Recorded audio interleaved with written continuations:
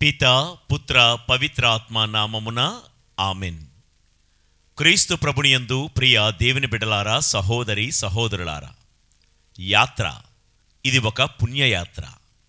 Jubilee యాత్ర, కనాను యాత్ర, ఇది మనందరి పరలోకపు యాత్ర అనే ఈ శీర్షికతో ఈ జూబిలీ ధ్యాన వడకంలో ప్రతిరోజు మంచి మనసుతో పాలు పంచుకుంటూ దేవుని వాక్యం కోసం సెలయేటి ఒడ్డుకు దప్పికగొనిన దుప్పి పరిగెత్తి వెళుతున్నట్లుగా ప్రతిరోజు దేవుడి వాక్యాన్ని నేర్చుకుంటూ నిరీక్షణతో కలిసి ప్రయాణిస్తున్న శ్రీసభ యాత్రికులమైన మనం దేవుడు నేర్పిస్తున్న ఎన్నో పాఠాలు నేర్చుకుంటున్నాం. మన జీవితంలో అనవసరంగా ఎదుగుతున్న రెమ్మలు కొమ్మలు కత్తిరించుకుంటూ వెళ్తున్నాం. మనకు తెలియకుండానే మన పక్కనే మొలుస్తున్నటువంటి కలుపు మొక్కలను కోకట వేళ్లతో సహా పెకలించి వేసి ఏపుగా పచ్చగా ఎదిగే ప్రయత్నం చేస్తూ ఉన్నాము. మనందరినీ నడిపిస్తున్న మన గొప్ప నాయకుడు నావికుడు అయిన ఆ యేసయ్యకే సదాకాలము ఘనత మహిమ స్తుతి వైభవము కలుగునుగాక. ఇజ్రాయేలుల ఎడారి యాత్రలో ఒక్కొక్క స్థలములో దేవుడు వారిని ఆపుతూ ఆయా స్థలాలకు ఉన్న పేరును బట్టి దేవుడు వారికి మనకు ఎన్నో పాఠాలు నేర్పిస్తూ ఉన్నారు. ఇప్పటి వరకు 30 స్థలాలు దాటుకుంటూ ఈరోజు ఇజ్రాయేలీల ఎడారి యాత్రలో ద 31st స్టేషన్, 31వ విడిది స్థలం ఇజ్రాయేలీలు. రండి మూలవాక్యంగా ధ్యానించుకుందాం. సంఖ్యాకాండం 33వ అధ్యాయం 35వ వచనము. వారు అబ్రోనా నుండి ఎజోన్గెబెరు అనే ప్రాంతమునకు చేరిరి. వారు అబ్రోనా నుండి ఎజోన్గెబెరు అను ప్రాంతమున చేరిరి. ప్రయాణములో నిలబడు నిలబెట్టు ఈరోజు మన ధ్యానాంశం. ప్రయాణములో మనం నిలబడాలి, 10 మందిని నిలబెట్టాలి. ఇది మనల్ని నడిపిస్తున్నటువంటి దేవుని యొక్క కోరిక. యాత్రలో సాగిపోతున్నటువంటి మన లక్ష్యమైనటువంటి పరలోకాన్ని మనం చేరాలి అంటే మనము నిలబడాలి. ఎందులో? భక్తిలో, విశ్వాసములో, క్రమశిక్షణలో, నమ్మదగిన తనములో, దేవుడి యొక్క వాక్కులో, మంచితనములో మనం నిలబడుతూ తోటి ప్రయాణికులను కూడా నిలబెట్టుతూ ఉండాలి అని ఈరోజు గొప్ప పాఠాన్ని దేవుడు మనందరికీ నేర్పించబోతున్నారు. చూస్తున్నారు కదా, ఇజ్రాయేలీలు అబ్రోనా నుండి ఎజోన్గెబెరు అనే ప్రాంతానికి చేరిరి. ఎజోన్గెబెరు ఇవన్నీ కొత్త పదాలు పదే పదే పలుకుతూ ఉంటే మన నోటికి అలవాటు అవుతూ ఉంటాయి. ఎజోన్గెబెరు ఈ మాటకు గొప్ప అర్థం ఉంది ప్రియులారా. ఎజోన్గెబెరు అనగా వెన్నెముక అని అర్థం. వెన్నెముక. నిన్నటి రోజునే మనం ధ్యానించాము. అబ్రోనా అనే ప్రాంతం నుండి బయలుదేరారు. అబ్రోనా అనగా ద్వారం లేదా తలుపు తెరవబడుట. ఆయన తెరిస్తే ఎవరూ మూయలేరు, ఆయన మూస్తే ఎవరూ తెరవలేరు అనే చక్కటి సందేశాన్ని దేవుడు మనందరికీ ఆలకించే భాగ్యం దయచేశారు. అలాంటి ద్వారం తెరిచిన దేవుడు ప్రయాణంలో ఈరోజు ఎజోన్గెబెరు అనే ప్రాంతానికి తీసుకొచ్చి, మీకోసం ద్వారాలు తెరిచాను కదా, ఈ యాత్రలో మీరు ఒక వెన్నెముకలా ఉండండి, మీరు నిలబడండి, 10 మందిని నిలబెడుతూ ముందుకు సాగిపోండి అని ఒక మాటను, ఒక సందేశాన్ని మనందరికీ ఇస్తూ ఉన్నారు. ఎజోన్గెబెరు అన్న మాటకు అర్థమేంటండి? వెన్నెముక. వెన్నెముక. మన శరీరంలో అనేకమైన ఎముకలున్నాయి. మానవ శరీరంలో ఎన్ని ఎముకలున్నాయి? చదువుకున్న పిల్లలు చటుక్కుని చెప్తారు. మన శరీరంలో 206 ఎముకలు ఉన్నాయి. శరీరంలో ఉన్న అన్ని ఎముకలది ఒక ఎత్తైతే వెనకాతల ఉంటున్న ఆ వెన్నెముక ఒక విశిష్టమైనది, అత్యంత ప్రత్యేకమైనది. శరీరములో ఉన్న 206 ఎముకలలో అత్యంత విశిష్టమైనది, ప్రధానమైనది, ప్రత్యేకమైనది వెన్నెముక, స్పైన్. మానవ శరీరములో ఈ వెన్నెముక అనేది ఎంత విశిష్టమైనదో, ఎంత ప్రత్యేకమైనదో, ఈ మానవ సమాజంలో బ్రతుకుతున్న ప్రతి విశ్వాసి, ప్రతి క్రైస్తవుడు అంతే విశిష్టమైన వానిగా ఉండాలి, అంతే ప్రత్యేకమైన వారిగా ఉండాలన్నది దేవుడి యొక్క ఆశ. ప్రియులారా, ఈ సమాజంలో అందరితో పాటు మనం బ్రతుకుతున్నాం, అందరితో పాటు మనం కూడా జీవిస్తూ ఉన్నాం. అందరిలాగే తింటున్నాం, అందరిలానే పడుకుంటున్నాం, అందరిలాగానే ఏదో పని పాటు చేసుకుని బ్రతుకుతున్నాం. కానీ దేవుడు జ్ఞాపకం చేస్తున్నది, అందరితో పాటు బ్రతుకుతున్నా అందరికంటే నీవు విశిష్టమైన వాడిగా ఉండాలి. ఎముకలు, అన్ని ఎముకలతో పాటు ఈ వెన్నెముక కూడా శరీరంలోనే ఉంటుంది. కానీ మిగతా ఎముకలకి వెన్నెముక చాలా విశిష్టమైనది. అలానే సమాజంలో మిగతా వారిలాగే నువ్వు కూడా నోరు పారేసుకోవద్దు, నోటుకొచ్చిందల్లా మాట్లాడేయవద్దు, నోటిని అదుపులో పెట్టుకో. మిగతా వారు చూసిందల్లా నువ్వు చూడడానికి వీల్లేదు. మిగతా వారు వింటున్నారు కదా అని నువ్వు కూడా వినకూడదు. మిగతా వారు వెళ్తున్నారు కదా అని మనం కూడా వెళ్ళకూడదు. మిగతా వాళ్ళందరూ చేస్తున్నారు కదా అని మనం కూడా చేయకూడదు. అందరూ అలాగే ఆలోచిస్తున్నారు కదా అని మన ఆలోచన సరళి కూడా అలా ఉండకూడదు. శరీరములో వెన్నెముక ఎంత విశిష్టమైనదో, ప్రత్యేకమైనదో, మానవ సమాజంలో కూడా మనం కూడా విశిష్టమైన వారముగా, ప్రత్యేకమైన వారముగా మనము జీవించాలి ఈ యాత్రలో. అయితే మనమందరము, మన కుటుంబాలు, మన సమాజంలో వెన్నెముకలా బ్రతకాలి అని దేవుడి యొక్క హితవు పలుకుతున్నారు. దేవుడు మనందరికీ హితవు పలుకుతున్నారు. వెన్నెముక సరిగ్గా ఉంటేనే మనిషి కూడా సరిగ్గా ఉంటాడు. వెన్నెముక గనక సరిగ్గా లేకపోతే మనిషి సరిగ్గా నిలబడలేడు, మనిషి కూలిపోతాడు. మనిషికి ఒక ఆకారం అంటూ ఉండాలంటే, ఒక రూపం ఉండాలి అంటే అది వెన్నెముక వలనే సాధ్యం. వెన్నెముక సరిగ్గా లేదనుకోండి, మనిషి ఆకారాన్ని, రూపాన్ని కోల్పోవడం మాత్రమే కాదు, కనీసం నిలబడలేడు కూడా, తన పనిపాటులు తాను చేసుకోలేడు కూడా.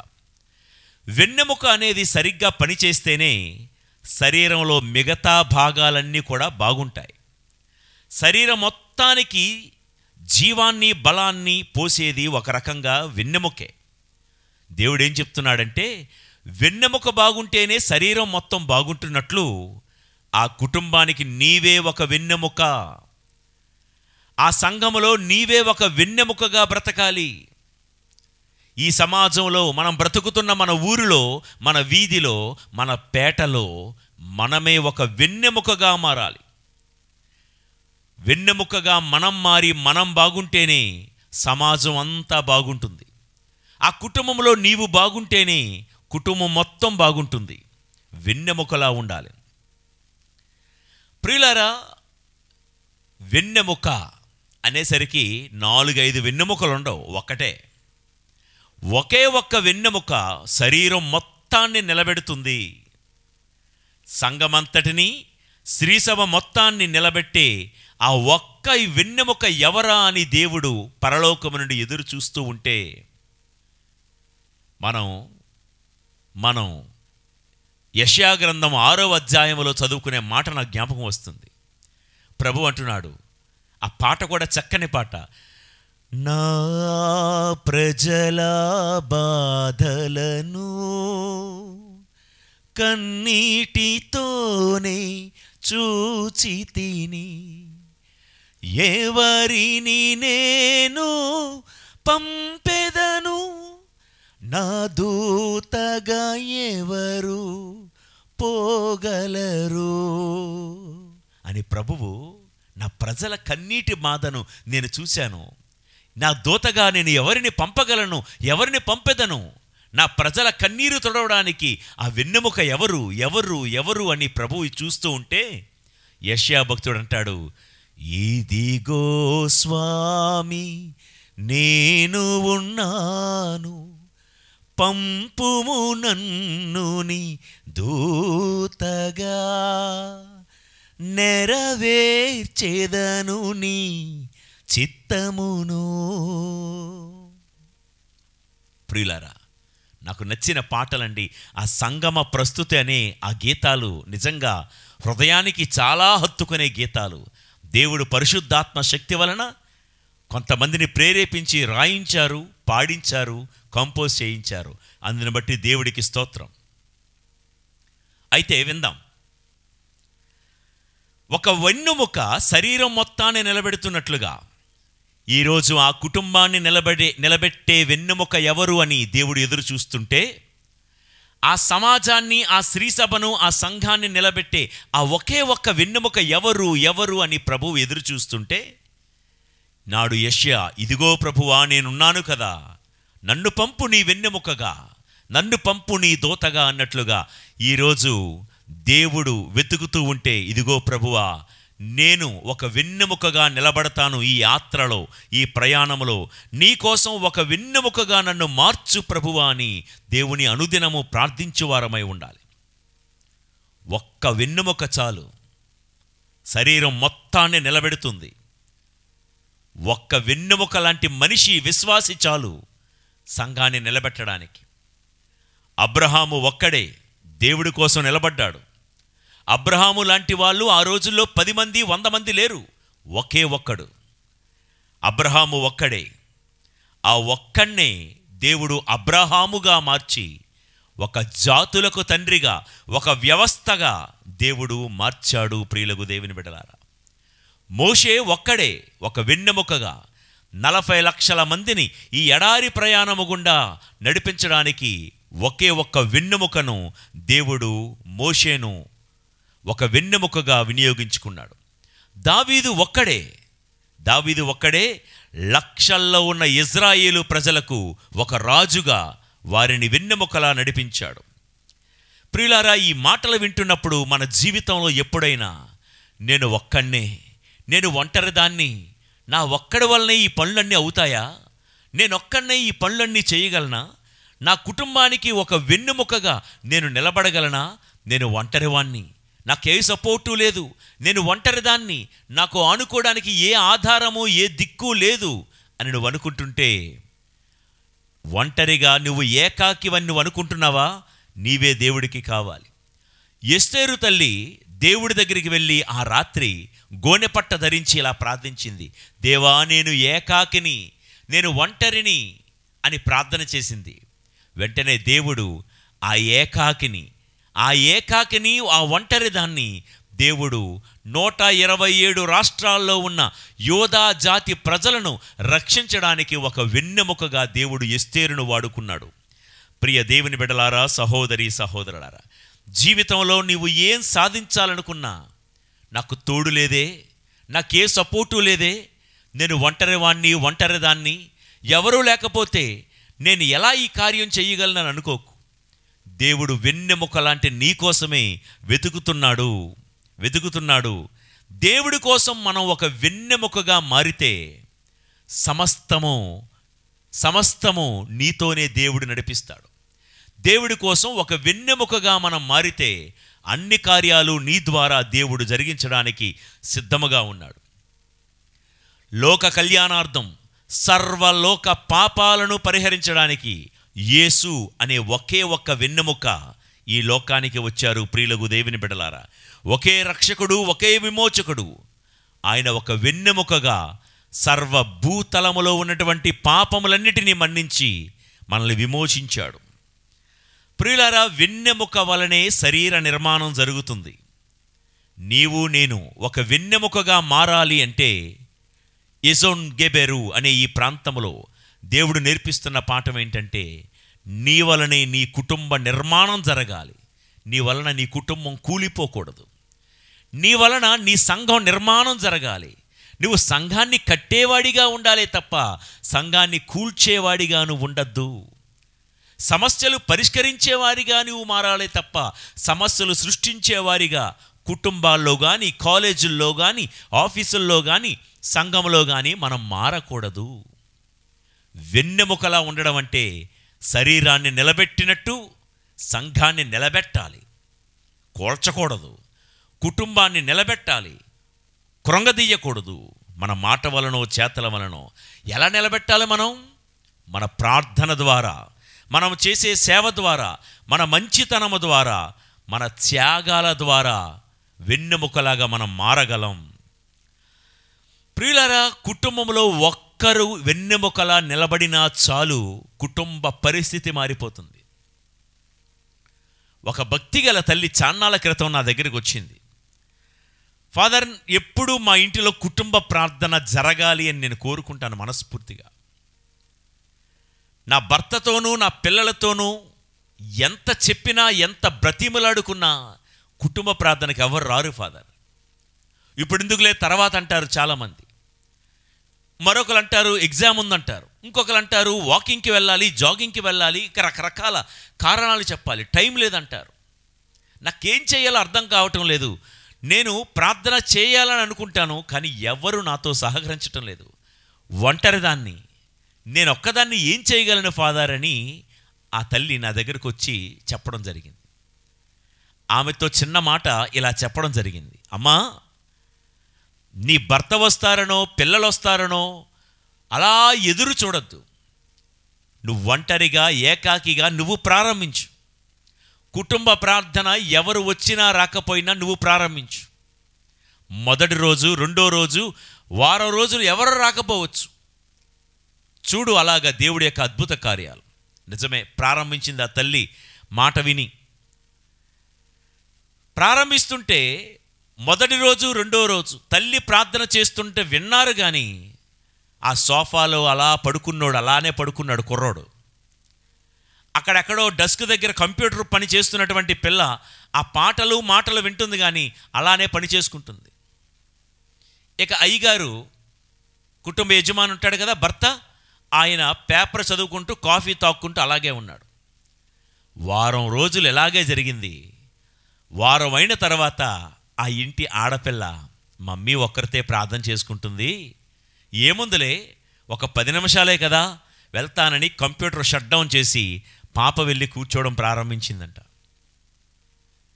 ఒక రెండు వారాలు అయిపోయిన తర్వాత తల్లి అక్క కలిసి ప్రార్థన చేస్తూ ఉంటే, మనం సోఫాలో పడుకుంటే బాగోదేమో అని కొడుకు లేచి కొడుకు కూడా వెళ్ళాడంట.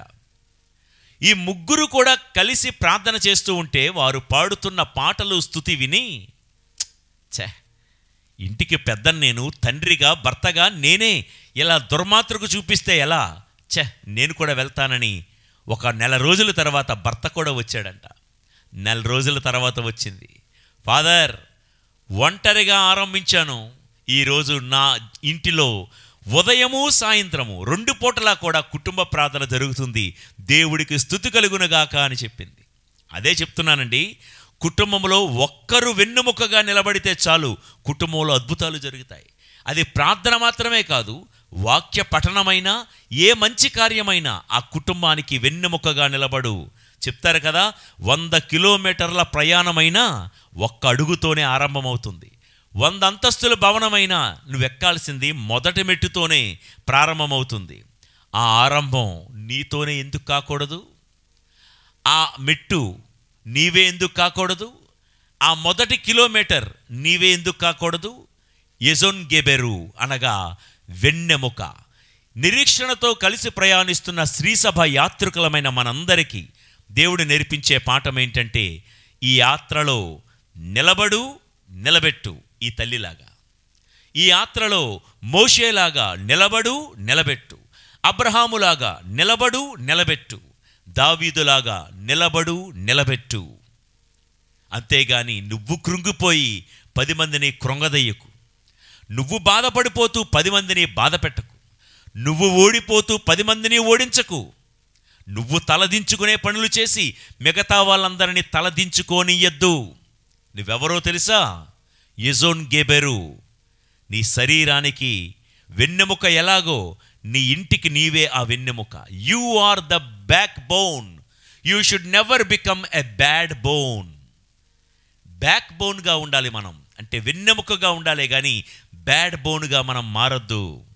వెన్నెముక సరిగ్గా ఉంటేనే శరీరం కానీ, కుటుంబం కానీ, సంఘం కానీ నిలబడుతూ ఉంది.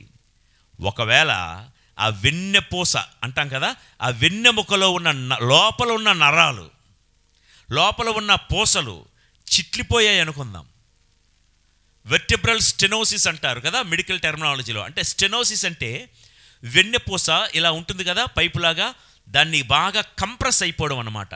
బాగా అవి ఒత్తిడికి గురైతే వెన్నెముకలో లోపల ఉన్న నరాలు పూసలు బాగా ఒత్తిడికి గురైతే మనిషికి పక్షవాతం వచ్చే ప్రమాదం ఉంది.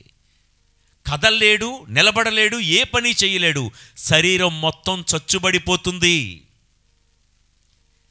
నీ శరీరానికి వెన్నెముక ఎంత ఇంపార్టెంటో కుటుంబానికి నీవు అంతే. సంఘానికి మనం వెన్నెముకలా మారాలి. మన లోపల వెన్నెముకలో ఉన్న లోపల ఉన్న నరాలు పూసలు చిట్లిపోతే శరీరం ఎలాగైతే చచ్చుబడిపోతుందో, నీ లోపల ఉన్న నరాలు పూసలంటే ఏమనుకున్నారు?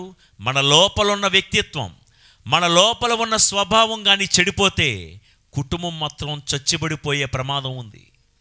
మన ఆలోచన విధానం గనక పాడైపోతే, మనకి నోటి దురుసు ఎక్కువైపోతే సంఘాలు పాడైపోయి చచ్చుబడిపోయే ప్రమాదం ఉంది. కాబట్టి ఎజన్ గెబెర్ అనే ఈ ప్రాంతంలో దేవుడు, ప్రియులారా, పరలోక కనాను చేరాలంటే యాత్రలో మీరంతా వెన్నెముకలా మారండి. You should become, transform your self like that of back bone, not like bad bone. Okay, అయితే ఇప్పుడు త్వరగా దేవుడు వెన్నెముకలా ఉండమంటున్నారు కదా. వెన్నెముకలా ఉండడం, మారడం అంటే ఏంటి? అసలు వెన్నెముక చేసే పనులేంటో తెలుసుకుందాం ఈరోజు. ఓకే, నంబర్ 1, శిరస్సుకు శరీరానికి మధ్యవర్తి ఈ వెన్నెముక. శిరస్సుకు శరీరానికి మధ్య వెన్నెముక ఒక మధ్యవర్తి. శిరస్సును మొత్తం శరీరాన్ని కలుపుతుందండి. It is a connection point. మెదడులో ఆరంభమయ్యే ప్రతి ఆలోచనను వెన్నెముక అనే ఈ పైపు ద్వారా, ఈ గొట్టం ద్వారా మొత్తం శరీరానికి సమాచారాన్ని అందిస్తుంది. మెదడులో ఉన్న సెరెబెల్లం అంటాం కదా, ఆ మెదడులో ఆరంభమయ్యే ఆలోచనలను శరీరం మొత్తానికి ఎలా చేరవేస్తుందంటే ఇదిగో ఈ పైపు ద్వారా, ఈ వెన్నెముక అనే ఈ గొట్టం ద్వారా శరీరానికి సమాచారాన్ని అందిస్తుంది. అంటే ఈ మెదడుకి శరీర మిగతా భాగాలకి ఒక జంక్షన్గా, ఒక కనెక్టింగ్ పాయింట్గా, కలిపే వారధిగా వెన్నెముక పనిచేస్తుంది. ఇప్పుడు కాళ్ళల్లో ముళ్ళు గుచ్చుకుందండి. కాళ్ళల్లో ముళ్ళు గుచ్చుకోగానే ఈ మెదడు శరీరంలో ఉన్న మిగతా అవయవాలకి సందేశాన్ని ఇస్తుంది. ఏమని? కాళ్ళల్లో ముళ్ళు గుచ్చుకోగానే అమ్మా అని అరమని నోటికి, కళ్ళకు నువ్వు కళ్ళమ్మట 2-3 చుక్కలు నీరు కార్చని కళ్ళకు, చేతికి వెళ్ళి వెంటనే అక్కడున్న ఆ ముళ్ళును తీసేయమని చేతికి. ఇన్ని పనులు, ఇంత సమాచార వ్యవస్థ ఎలా జరుగుతుందంటే ఇదిగో మెదడు నుండి ఆ వెన్నెపూస, ఆ వెన్నెముక ద్వారా ఈ మిగతా అవయవాలకు సమాచారాన్ని అందిస్తూ ఉంది. శరీరంలో ఏ బాధనైనా, శరీరంలో ఉన్న ఏ బాధనైనా శిరస్సుకు మెదడుకు చేరవేసేది ఈ వెన్నెపూస ద్వారే. మెదడు నుండి శరీరానికి సమాచారాన్ని అందించేది వెన్నెపూసే. శరీరంలో ఏ అవయవం బాధపడినా ఆ బాధను మెదడుకు తెలియజేసేది ఈ వెన్నెపూసే. ఇక్కడ వినండి, మన కుటుంబానికి మనమే వెన్నెపూస, మన సంఘానికి మనమే ఒక వెన్నెముకగా మారాలి. అంటే ఈ మాట అర్థం ఏంటంటే, మన శిరస్సు ఎవరండి? దేవుడే కదా, క్రీస్తు ప్రభువే కదా సంఘానికైనా కుటుంబానికైనా యజమాని శిరస్సు. మన దేవుడైనటువంటి ఆ క్రీస్తు ప్రభునికి మిగతా వారికి మధ్య సంధానకర్తగా, మధ్యవర్తులముగా మనం మారాలి. శరీరం అనే సంఘానికి క్రీస్తు అని శిరస్సు అని పిలువబడే క్రీస్తునకు మనమే ఒక మధ్యవర్తిగా, ఒక వెన్నెముకగా మారాలి.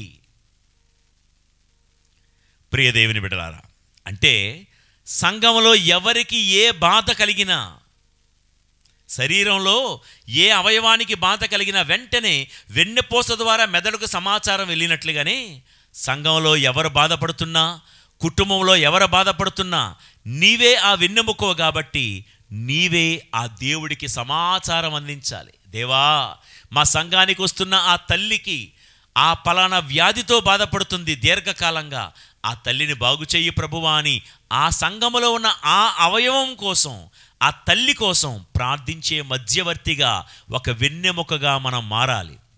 ఆ యువకుడు ఎప్పటి నుంచో దేవాలయానికి వస్తున్నాడు ప్రభువా, ఉద్యోగ అవకాశం రాలేదు ప్రభువా, ఆ కుటుంబానికి ఆ బిడ్డకు ఉద్యోగం ఎంతో అవసరం ప్రభువా, ఇదిగో ఆ బిడ్డకు నీ చిత్తమైతే ఉద్యోగాన్ని దయచేయని కడుపు చంపుకొని ఉపవాసం ఉండి సంఘములో ఉన్న ఆ బిడ్డ కోసం ప్రార్థించే మధ్యవర్తిగా, వెన్నెముకగా, ఆ బిడ్డకు కావలసిన సమాచారాన్ని శిరస్సు అయిన దేవుడికి అందజేసే ఒక మధ్యవర్తిగా నేను మారాలి. విజ్ఞాపన ప్రార్థన చేసేవాడిగా నేను మారాలి. కుటుంబానికి కూడా నీవే వెన్నెముక. కుటుంబంలో ఉన్న సమస్యలు బిడ్డలు చూసి, ప్రభువా నా బిడ్డలు చదువుకొని క్రమశిక్షణతో ఉండాల్సిన నా బిడ్డలు వారు పెడత్రవణ పడుతున్నారు ప్రభువా, ఈ లోకాశల్లో మునిగిపోతున్నారు, మేము చెప్పే మాట కూడా పట్టించుకోవటం లేదు, పెద్దలంటే గౌరవం లేకుండా పోతున్నారు మా పిల్లలు. దేవా, మా బిడ్డలను చక్కదిద్దవా, మా బిడ్డలకు కనువిప్పు దయచేయవా అని పాడైపోవడానికి సిద్ధంగా ఉన్న ఆ బిడ్డలకు దేవుడికి మధ్య వారధిగా ప్రతి తల్లి, ప్రతి తండ్రి, ప్రతి విశ్వాసి వెన్నెముకగా మారాలి. ప్రియ దేవుని బిడ్డలారా, యెహెజ్కేలు గ్రంథం 22వ అధ్యాయం 30వ వచనం చదువుకుందాం. యెహెజ్కేలు 22వ అధ్యాయం 30వ వచనము. నేను దేశమును పాడు చెయ్యకుండునట్లు దాని ప్రాకారములను దిట్టపరచుటకు, ప్రాకార సందులలో నిలుచుటకు అర్హులైన వారు ఎవరైనను ఉన్నారాయని ఎంత వెదికినను ఒకడనూ కనబడలేడాయను. యెహెజ్కేలు గ్రంథంలో దేవుడు చెప్తున్న మాట ఏంటంటే, దేవా మా నగరం పాడైపోతుంది, మా నగరాన్ని కాపాడు, మా దేశాన్ని కాపాడు అని దేశం కోసం, నగరం కోసం ఆ నగర సందుల్లో నిలబడి, ఆ ప్రాకార అంటే నగరానికి ఒక పులిమేరలాగా కడతారు కదా గోడలు, ఆ గోడ సందుల్లో నిలబడి దేశం కోసం ప్రార్థించే వాళ్ళు ఎవరైనా ఉన్నారా అని దేవుడు చూస్తే, యెహెజ్కేలు గ్రంథంలో ప్రభు చెప్తున్నారు, అలా మధ్యవర్తిగా వారి నగరం కోసం ప్రార్థించే మధ్యవర్తి ఒక్కడు కూడా లేడు. ఒక్కడు. 14వ కీర్తనల గ్రంథం 14వ కీర్తన 2వ వచనంలో, 53వ కీర్తన ఆ 2వ వచనంలో మనం చూస్తే, జ్ఞానము కలిగి నన్ను పూజించేవారు అంటే నన్ను ప్రార్థించేవారు ఎవరైనా ఉన్నారా అని దేవుడు ఆకాశము నుండి క్రిందకి తేరి పారజూస్తాడు అనే మాటలు అక్కడ ఉన్నాయి. చూద్దామా కీర్తనల గ్రంథం 106వ కీర్తన 23వ వచనం కూడా. ప్రభువు ఆ ప్రజలను నాశనము చెయ్యనించెను, కానీ తాను ఎన్నుకొనిన సేవకుడగు మోషే అతనికి అడ్డుపడి అతని కోపమును చల్లార్చి వారిని కాపాడెను. విన్నారండి? దేవుడు ఎడారి ప్రయాణంలో గతంలో మనం ధ్యానించాం ఈ మాట. హృదయం ఎలా ఉండాలి అనే ధ్యానాంశం. ఒక క్రైస్తవుడి మనస్తత్వం ఎలాగుండాలి? దేవుడు ఇజ్రాయేలు ప్రజలను శిక్షించాలి అని అనుకున్నప్పుడు మోషే దేవుడికి అడ్డుపడి, ప్రభువా ప్రభువా నన్ను బాగు చేయకపోయినా పర్వాలేదు, నన్ను దీవించకపోయినా పర్వాలేదు, ఈ ప్రజలను మాత్రం కాపాడు ప్రభువా. క్రైస్తవుడి మనస్సు అలా ఉండాలి. మోషే దేవుడు ఉగ్రత ఇజ్రాయేలు ప్రజల మీద పడకుండా విజ్ఞాపన ప్రార్థన చేస్తూ చేస్తూ ఏమన్నాడు తెలుసా? ప్రభువా, వీరిని కోపగించి ఎడారిలోనే చంపేస్తే నీ కీర్తేమైపోతుంది, నీ మహిమయమైపోతుంది, నీ గురించి చూసిన అన్యజనులు వేరే రకంగా మాట్లాడుకుంటారు కదా. కాబట్టి ప్రభువా వీరిని రక్షింపుము, ఒకవేళ వీరిని రక్షించకపోతే నీ జీవగ్రంథములో నుంచి నా పేరును కొట్టివేయమని మోషే ప్రార్థిస్తూ, నాకు మంచి జరగకపోయినా పర్వాలేదు, ఈ ప్రజలకు మాత్రం మంచి జరగాలయ్యా అని ఇజ్రాయేలు ప్రజల తరపున మోషే ఒకే ఒక్క వెన్నెముక చేసిన ప్రార్థన 40 లక్షల ఇజ్రాయేలు ప్రజలను కాపాడగలిగింది. ప్రియులారా, ఆ ఒక్కడి బట్టి దేవుడు ఇజ్రాయేలు దేశాన్ని కాపాడాడు. నీవు నీ కుటుంబానికి ఒక వెన్నెముకలా ఉన్నావా? మీ సంఘంలో మీరు ఒక వెన్నెముకలాగా ఉన్నారా? ఒకప్పుడు మంచి వెన్నెముకలా ఉండేవాళ్ళము. ఒకప్పుడు ఉన్న ప్రార్థన, ఉపవాసము ఈరోజేది? ఒకప్పుడు మనలో ఉన్న త్యాగగుణం, మంచితనం, క్షమాగుణం ఈరోజు కనబడటం లేదే. అంటే ఒకప్పుడు బాగా దృఢంగా ఉన్న వెన్నెముక నరాలు నెమ్మదిగా చిట్లడం ప్రారంభించాయేమో. వెన్నెముకలో ఉన్నటువంటి లోపల ఉన్న పూసలు క్రమక్రమంగా మొద్దుబారిపోవడం ప్రారంభించాయేమో.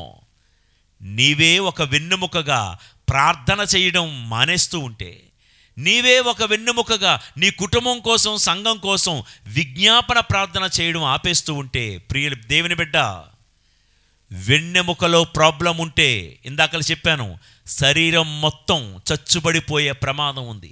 The entire body will become paralysed. నీ కుటుంబం అలా చచ్చుబడిపోకూడదు.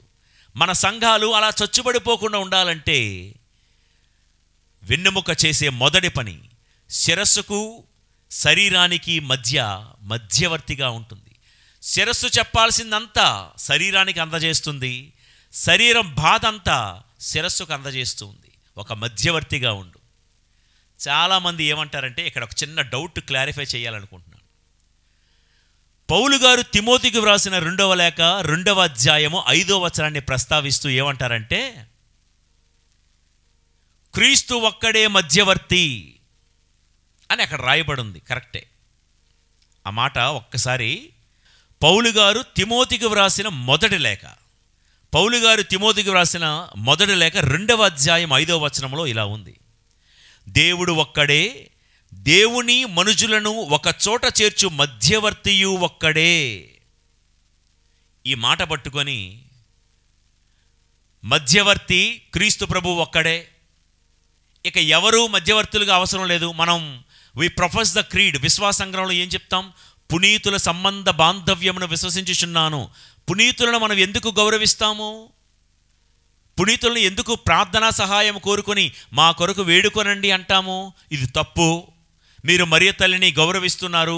మరియ తల్లి ప్రార్థనా సహాయం ఇప్పుడును మా మరణ సమయమందును ప్రార్థించమ్మా అని అడుగుతారేంటి? క్రీస్తు ఒక్కడే మన మధ్యవర్తి అని ఉంది కదా అని అంటారు చాలామంది. ప్రియులారా, మంచి మనసుతో నేను చెప్పే మాట వినండి. క్రీస్తు ఒక్కడే మన మధ్యవర్తి కాదు అని నేను అన్ను. వాక్యానికి వ్యతిరేకంగా నేను మాట్లాడను.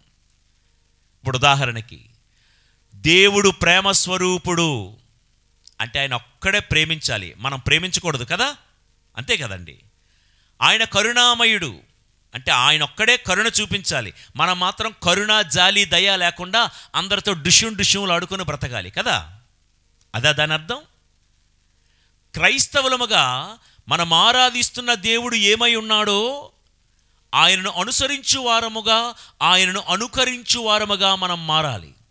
We have to not only just follow him, we have to imitate him, we have to inculcate every virtue that he has.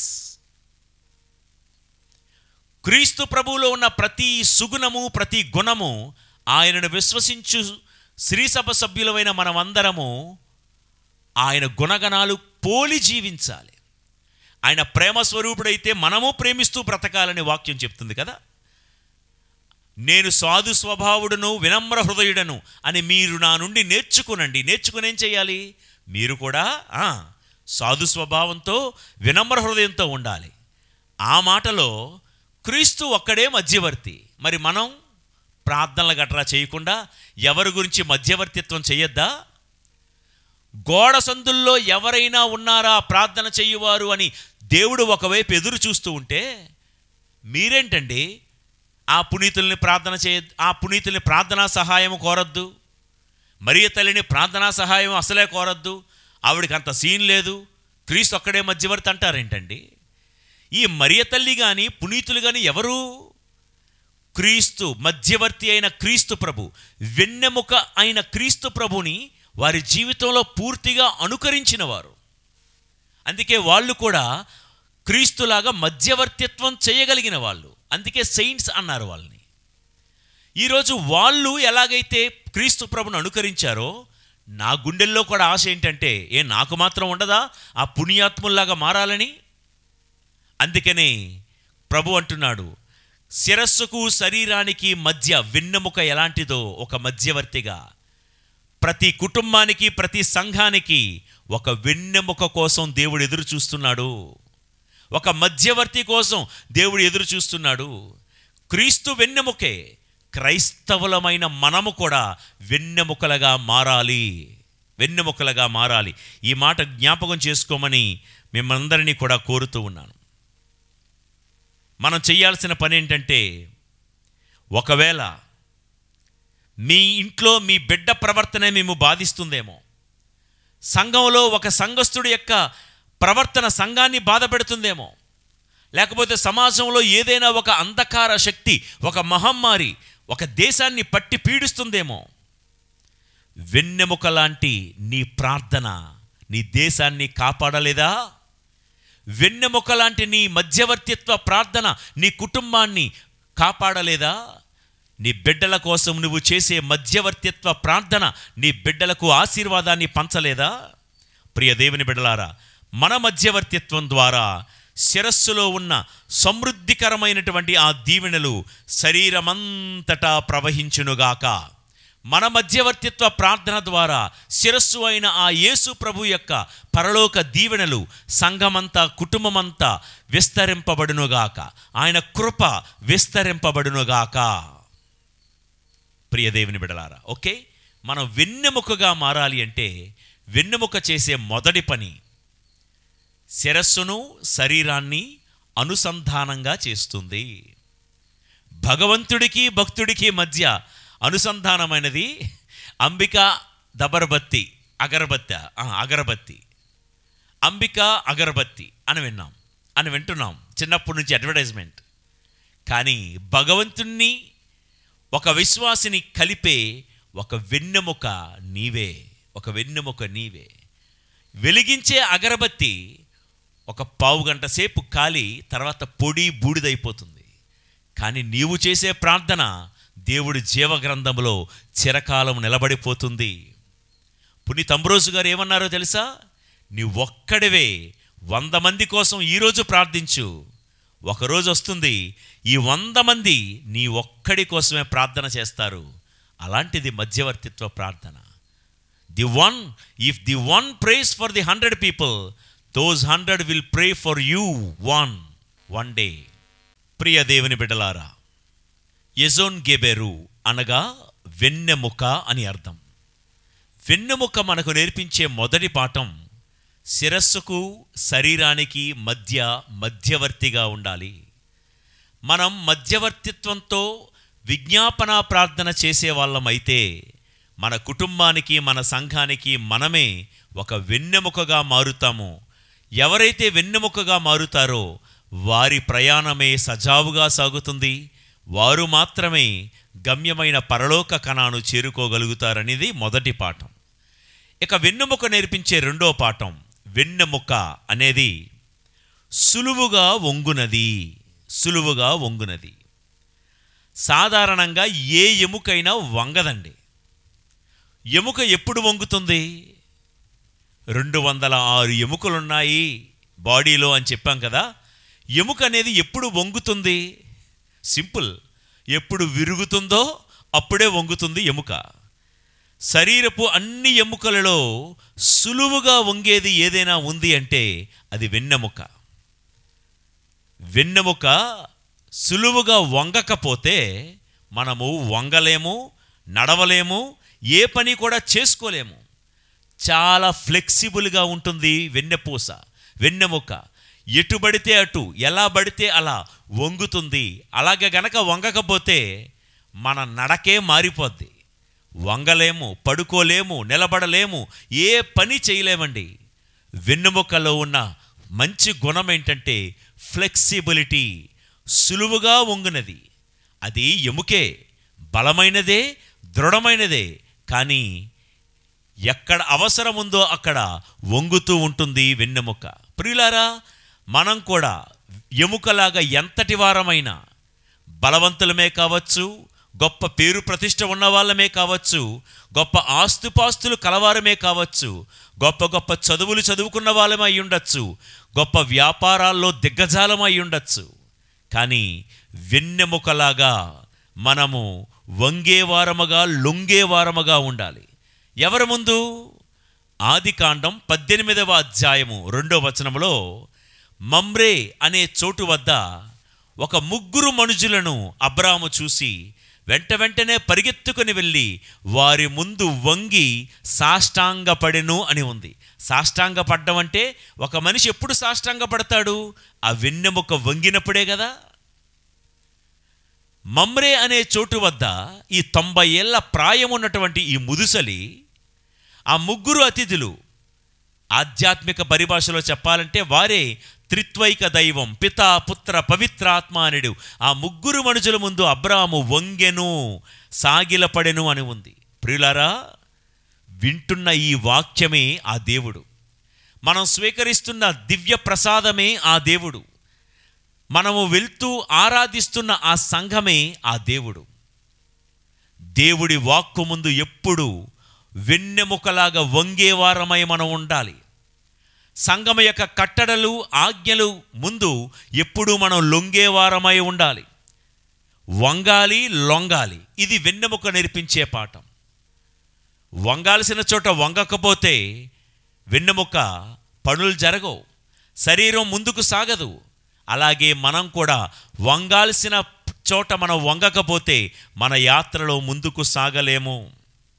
England దేశానికి సంబంధించిన ఒక రాజు ఉండేవాడు. ఆ రోజుల్లో హెన్రీ ది 8th అంటారు, 8వ హెన్రీ రాజు. ఆయన నేను రాజు కదా, రాజు కాబట్టి నేనేం చేసినా రాజ్యంలో చెల్లుతుంది అనుకునేవాడు. మనకు బైబిల్ గ్రంథం నేర్పించే పాఠం ఏంటంటే, ఒక పురుషుడికి ఒక స్త్రీతోనే వివాహం, ఒక స్త్రీకి ఒక పురుషుడితోనే వివాహం. బహుభార్యాతత్వం లేదు బైబిల్ ప్రకారం. ఇది క్రీస్తు ప్రభు నేర్పించే పాఠం. కానీ రాజు అనుకున్నాడు, తన భార్య బ్రతుకుంటుండగానే మరొక వ్యక్తిని చేసుకోవాలనుకున్నాడు. అక్కడే ఉన్న థామస్ మోర్ అనే ఒక విశ్వాసి, రాజా మీరు రాజు అవ్వచ్చు, కానీ మీరు చేసేది తప్పు. మీరు మన మత సాంప్రదాయం, మన కట్టడ ప్రకారం, మన ఆజ్ఞల ప్రకారం, దేవుని వాక్యానుసారం ఇది తప్పు, మీరు మరలా వివాహం చేసుకోకూడదని చెప్తే, ఆ హెన్రీ ది 8th అనే రాజు ఏమన్నాడు తెలుసా? ఇది నువ్వు ఆజ్ఞ మీరుతున్నావని చెప్పినందుకు, చట్టాన్ని ఉల్లంఘించడం పాపమే అని చెప్పినందుకు చర్చి నుంచి బయటికి వెళ్ళిపోయి వేరే సంఘాన్ని స్థాపించాడు. ఈ రోజుల్లో ఇన్ని సంఘాలు ఎందుకు పెరిగాయో తెలుసా? చాలామంది గతంలో సిరిసభ ఆర్సిఎం సంఘంలో ఉన్న కొన్ని నియమాలు కట్టుబాట్లు నచ్చక, వాటిని ఫాలో అవ్వడం ఇష్టం లేక, అవి కష్టతరమని ఎంచి చాలామంది ఏవేవో కారణాలు, ఏవేవో నెపాలు ఆర్సిఎం సంఘం మీద మోపి తల్లి సంఘం ప్రారంభం నుంచే ఉన్నటువంటి సంఘాన్ని వీడి చాలా చోట్ల సంఘాలు ప్రారంభించడం మొదలుపెట్టారు, హెన్రీ ది 8th లాగా. ప్రియులకు దేవుని బిడ్డలారా, అబ్రాము ఆ 3 అతిథుల ముందు వంగెను ఒక వెన్నెముకలాగా. మనము కూడా వింటున్న వాక్యానికి లోబడే వాళ్ళమై ఉండాలి. మనం ఆరాధిస్తున్న దివ్య సప్రసాద దేవుడి ముందు వంగేవారమై ఉండాలి. మన సంఘం యొక్క కట్టుబాట్లు, నియమ నిబంధనలు, తిరుసభ కట్టడల ముందు, దైవ శాసనాల ముందు లోబడే వారమై ఉండాలి. 99 ఏళ్ల వయసులో అబ్రాముతో దేవుడు ఒక మాట అన్నాడు. ఆదికాండం 17వ అధ్యాయం 23వ వచనంలో ఉంటుంది. మీకు ఓన్లీ రిఫరెన్స్ చెప్తున్నాను, చదువుకోండి. దేవుడు అక్కడ అబ్రహాముతో చెప్పిన మాట ఏంటంటే, అబ్రాము నీవు సున్నతి చేసుకో. 99 ఏళ్ల వయసులో దేవుడు సున్నతి చేసుకోమని చెప్పగానే మారు మాట్లాడకుండా ఆ రోజే దేవుడి శాసనం ముందు వంగి లొంగి అబ్రాము సున్నతి చేసుకున్నాడు. వెంటనే పాటించాడు. రేపు చేద్దాం, మాపు చేద్దామని పోస్ట్ పోన్ చేయలేదు అబ్రాము. ప్రియులకు దేవుని బిడ్డలారా, ఇక్కడ మనం నేర్చుకోవలసిన పాఠం ఏంటంటే, దేవుడి శాసనం ముందు వంగినటువంటి అబ్రాము. వెన్నెముకకు ఉన్నటువంటి లక్షణాలు. ఆదికాండం 21వ అధ్యాయము 4వ వచనంలో దేవుడు అబ్రాముతో ఒక మాట చెప్పాడు. నిద్రలేచి తెల్లవారగానే హాగారును ఇష్మాయేలును నీ ఇంటి నుండి బయటికి పంపేయి అన్నాడు దేవుడు. ఎంత కాదనుకున్నా ఇష్మాయేలును అబ్రాము ఎంతో ప్రేమించాడు. అబ్రాముకు ఇష్మాయేలుకు మధ్య సుమారు 16-17 సంవత్సరాల బంధం ఉంది. ఆ బంధాన్ని ఇప్పుడు దేవుడు వదిలేయమంటున్నాడు. తెల్లారేసరికి పంపించేయమంటున్నాడు ఇంటిలో నుంచి. అబ్రాము చెవిలో దేవుడి వాక్యం పడగానే దేవుడి వాక్యం ముందు వంగాడు. ఆగారును ఇష్మాయేలును ఇంటి నుంచి బయటికి పంపించేశాడు. అబ్రాము చెప్పకనే ఏం చెప్తున్నాడో తెలుసా? దేవా, నాకు నా బిడ్డకు 16 సంవత్సరాల బంధం ఉంది. కానీ ప్రభు, ఈ బంధం కంటే నీతో ఉన్న బంధమే నాకు ముఖ్యం అని దేవుడి బంధం ముందు అబ్రాము పూర్తిగా లొంగిపోయాడు ఒక వెన్నెముకలాగా. అలా వంగిన అబ్రాముని దేవుడేం చేశాడో తెలుసా? ఒక ఇష్మాయేలుకే తండ్రిగా కాదు, ఒక ఇస్సాకుకే తండ్రిగా కాదు, జాతులకు తండ్రిగా అబ్రాహాముగా దేవుడు అబ్రహామును ఆశీర్వదించాడు. లొంగేతనం నీలో ఉంటే ఈ లోకములో ఉన్న బంధాలు అనుబంధాల కంటే దేవా నీతోనే అనుబంధం నాకు ముఖ్యం. విన్నాం గతంలో మోజేరోతు అనగా ద్వారబంధం నేర్పే పాఠాల గురించి విన్నాం ఒక 4-5 రోజుల క్రితం. వినండి కావలిస్తే. మనం చెప్పాలి, దేవా ఈ లోకములో ఉన్న అన్ని బంధాల కంటే నీ వాక్యముతో ఉన్న బంధమే నాకు ముఖ్యం, నీ సంఘముతో ఉన్న బంధమే నాకు ముఖ్యం. అలా అనుకొని 16 ఏళ్ల పాటు పెంచిన ఇష్మాయేలు బంధాన్ని కాదనుకొని దేవుడితో బంధం కోసం దేవుడి వాక్యం ముందు వంగిపోయిన అబ్రాము మనందరికీ ఒక సుమాతృక. మిమ్మల్ని నన్ను దేవుడు ఈరోజు అడుగుతున్నాడు. ఇన్ని రోజులుగా ఇన్ని సంవత్సరాలుగా వాక్యం వింటున్నామే, ప్రతి వాక్యములో దేవుడు గద్దిస్తూనే ఉన్నాడు. అదిగో ఆ త్రాగుడు, ఆ జోదం, ఆ అసూయ, ఆ కోపం వింటున్నాం. వదిలేసామా? దేవుడు అంటున్నాడు, దేవాలయానికి ఇవ్వాల్సిన కానుకలు సకాలంలో చెల్లిస్తున్నామా? దేవుడు వినిపిస్తూనే ఉన్నాడు వాక్యం. ఆరాధనకు సకాలములే వెళ్ళు, క్రమం తప్పకుండా వెళ్ళు, ఆత్మయందు సత్యమందు ఆరాధించు, ఎవరికి అపకారం తలపెట్టకు, అందరిని క్షమిస్తూ ప్రేమిస్తూ జీవించు.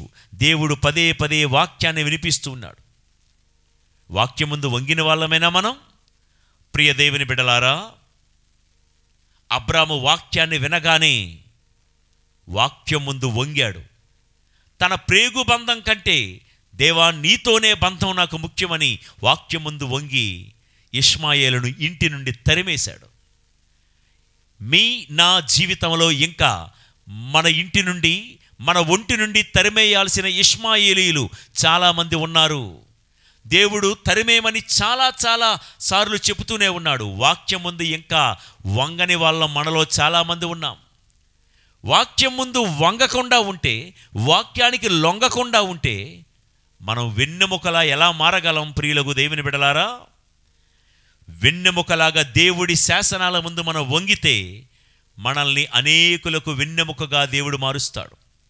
అబ్రాము దేవుడి శాసనం ముందు వంగాడు. అనేక జాతులకు తండ్రిగా అబ్రామును దేవుడు దీవించాడు. వాక్యం ముందు, దేవుడి యొక్క ఆజ్ఞల ముందు మనం లొంగి ఉందాం.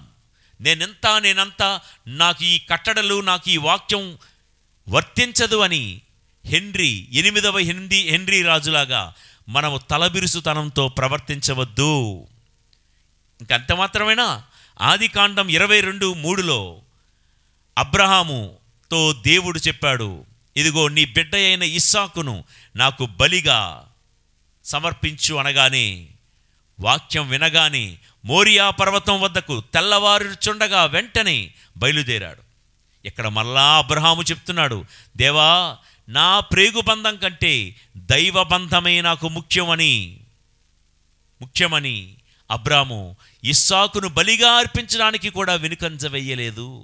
ప్రియులారా, ఇష్మాయేలును వదులుకోమంటే దేవుడి ముందు వంగిపోయాడు ఒక వెన్నెముకలాగా. ఇస్సాకును బలిగా ఇవ్వు అంటే ఆ దేవుడి శాసనం ముందు అబ్రహాము వంగిపోయాడు. ఇది ఈ రోజుల్లో మీకు నాకు ఉండాల్సింది. మన యాత్రలో, మన ప్రయాణంలో వెన్నెముకలాగా దృఢంగా ఉండాలి, స్థిరంగా ఉండాలి, బలంగా ఉండాలి. కానీ దేవుడి మాట ముందు ఎప్పుడు లొంగే సాగిపోవాలి, వంగే సాగిపోవాలి. మార్కు శుభవార్త 1వ అధ్యాయము 7వ వచనములో బప్తిస్మ యోహాను యేసుప్రభు గురించి చెప్తూ ఏమంటారంటే, నేను వంగి ఆయన పాదరక్షల వారిని విప్పుటకైనను నాకు యోగ్యత లేదు అంటున్నాడు. ఎవరు ఈ బప్తిస్మ యోహాను? జకర్యా అని పిలువబడే ఆ ప్రధాన అర్చకుడికి కొడుకు. ఆ రోజుల్లో ప్రధాన అర్చకులకు ఉన్నటువంటి పవర్ ఏంటో తెలుసా అండి? ప్రధాన అర్చకుడు చెబితే రాజు కూడా ఆయన మాట వినాల్సిందే. ఉదాహరణకి చెప్పమంటారా? ప్రధాన అర్చకుడైన కైఫా ఆ రోజుల్లో యేసుప్రభును సిలువ వేసేయటానికి ఎంత పాత్ర పోషించాడో మనకు తెలుసు. అలాంటి జకర్యా కడుపున పుట్టిన ఈ బప్తిస్మ యోహాను గొప్ప పరపతి ప్రతిష్ట ఉన్నటువంటి ఫ్యామిలీలో పుట్టిన బప్తిస్మ యోహాను ఏమంటున్నాడో చూడండి. యేసయ్య పాదాల ముందు వంగి ఆయన పాదరక్షలు విప్పుటకు కూడా నాకు యోగ్యత లేదు. వెన్నెముకలాగా బప్తిస్మ యోహాను యేసయ్య ముందు వంగిపోతున్నాడు. వంగుట అనగా దీనత్వానికి సుమాతృక. అట్టి దీనత్వం కలిగి ఉంటే మనము కూడా ఒక వెన్నెముకలా మారగలం. ఈ యాత్రలో ఎవరైతే వెన్నెముకలాగా దేవుడి ముందు వంగి లొంగి ఉంటారో దీనత్వంతో, అటువంటి వారు పరలోక కనాను చేరుతారని ఈ ఎజోన్ గెబెరు అనే ఈ ప్రాంతంలో దేవుడు నేర్పిస్తున్న 2వ పాఠం. రైట్? ఇక వెన్నెముకకు ఉన్నటువంటి 3వ లక్షణం, సమస్త శరీర అవయవాలతో అనుసంధానం కలది. సమస్త శరీర అవయవాలతో కలిసి ఉంటుంది వెన్నెముక. ప్రియులారా, అన్ని అవయవాలు అన్ని నరాలతో కలిసి ఉంటుంది ఈ వెన్నెముక. అలాగే ప్రతి క్రైస్తవుడు సంఘములో అందరితో కలిసి ఉండాలి, కుటుంబంలో అందరితో కలిసి ఉండాలి.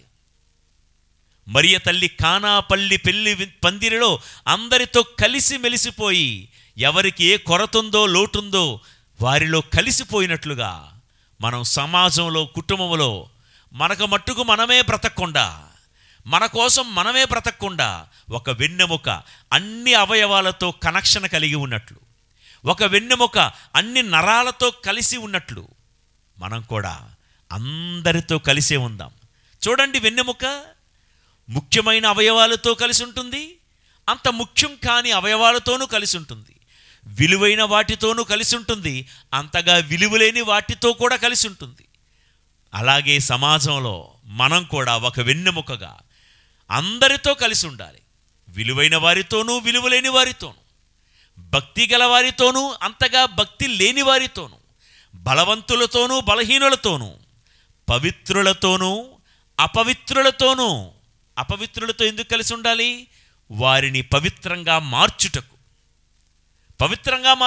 అబ్బెబ్బే మేము అట్లాంటి చోట్లకు వెళ్ళమండి, మేము అలాంటి వాళ్ళు ఇళ్ళలో దర్శించమండి అంటే వెళ్ళాలి. యేసు ప్రభు జక్కయ్య ఇంటికి వెళ్ళక ముందు ఆయన పాపాత్ముడే కదా. జక్కయ్య ఇంటికి వెళితేనే కదా ఆ జక్కయ్య మారు మనసు పొందాడు. సంఘంలో అందరితో కలవాలి, అందరినీ యేసు ప్రభు తట్టు తిప్పాలి. ఇది వెన్నెముక. చూడండి, వెన్నెముక అన్ని అవయవాలతో కలుస్తుంది, అన్ని నరాలతో కలుస్తుంది. వీటితో కలిసి వీళ్ళందరినీ ఎక్కడికి చేరుస్తుంది? శిరస్సు, మెదడుకు చేరుస్తుంది. అలానే మనము కూడా ఒక వెన్నెముకగా మారి అందరితో కలిసి ఉంటూనే అందరినీ శిరస్సు అయిన యేసు ప్రభు దగ్గరకు చేర్చాలి. ఇది వెన్నెముక యొక్క పని. అలా చేర్చాలి అంటే పౌలు గారు ఎఫెసీయులకు వ్రాసిన లేఖలో చక్కటి మాట అంటారు, విందాం. ఎఫెసీయులకు వ్రాసిన లేఖ 4వ అధ్యాయము 1 నుండి 3 వచనాలు. ప్రభు సేవకుడు నగుటచే బందీనైన నేను మిమ్ము ఇట్లు అర్థించుచున్నాను. మిమ్ము పిలిచిన నాడు దేవుడు మీకు ఏర్పరిచిన అంతస్తునకు తగిన విధముగా జీవింపుడు. మీరు ఎల్లప్పుడూ సాధువులుగను సాత్వికులుగను సహనశీలురుగను ఉండవలెను. పరస్పరము సహించుట ద్వారా మీ ప్రేమను ప్రదర్శింపుడు. మిమ్ము ఒకటిగా బంధించు శాంతి ద్వారా ఆత్మవసుగు ఐక్యమును నిలుపుకొనుటకు సాధ్యమైనంతగా ప్రయత్నింపుడు. శరీరము ఒకటే, ఆత్మయు ఒకటే. మిమ్ము దేవుడు పిలిచినది ఒక నిరీక్షణకే కదా.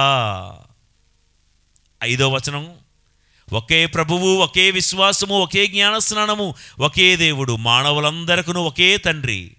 ఆయన అందరికీ పైగా, అందరి ద్వారా, అందరి యందు ఉండువాడు. అందరితో సాధ్యమైనంతగా అందరినీ కలుపుకుంటూ ఉండు. మేము మా కులం వాళ్ళతోనే ఉంటామండి, అబ్బబే మేము మా వర్గం వాళ్ళతో ఉంటామంటే నువ్వు వెన్నెముక కాదు.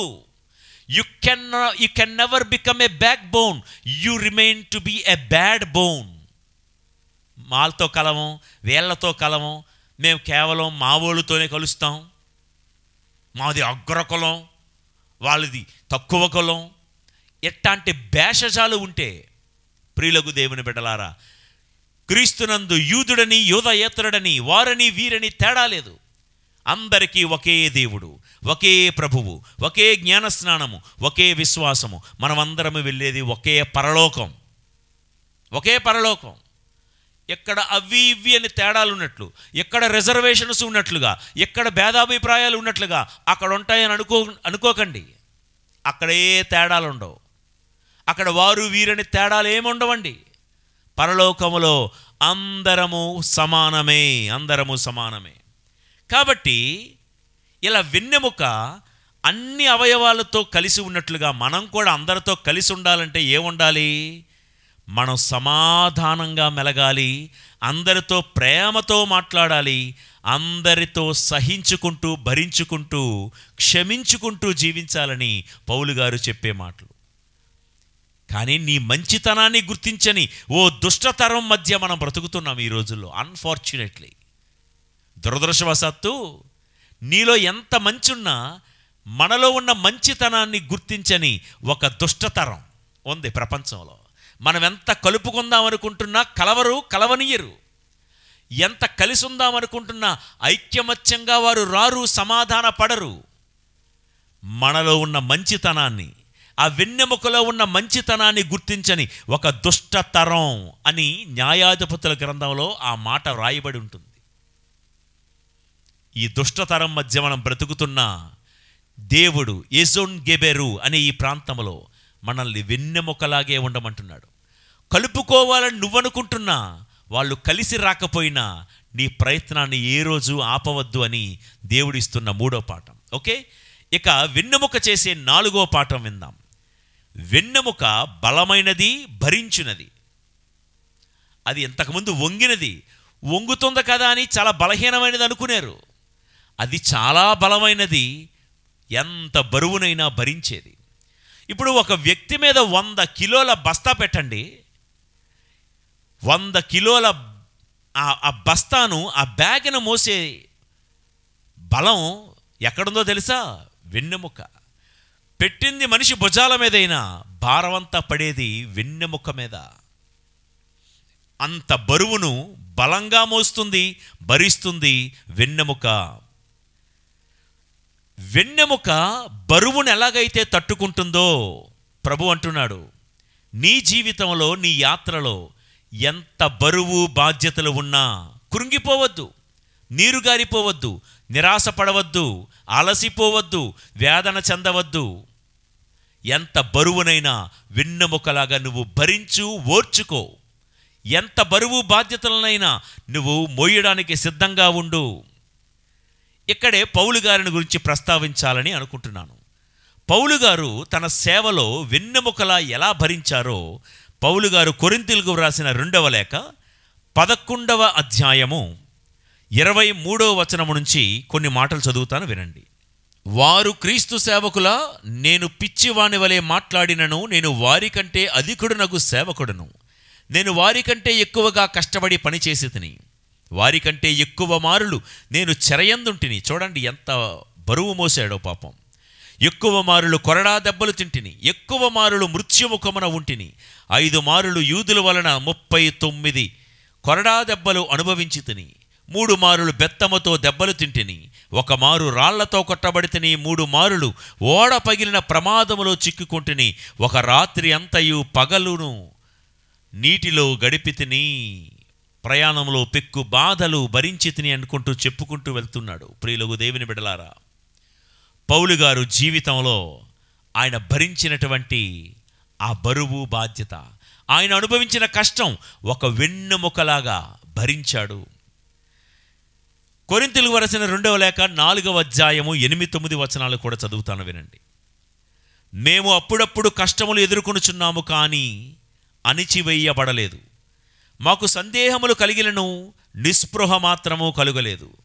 మేము హింసింపబడినను దేవునిచే విడువబడలేదు. పడద్రోయబడినను తీవ్రమగు గాయములు తగిలినను మేము నశింపలేదు. ఒక వెన్నెముకలాగా ఎంత భరించాడండి పౌలు గారు.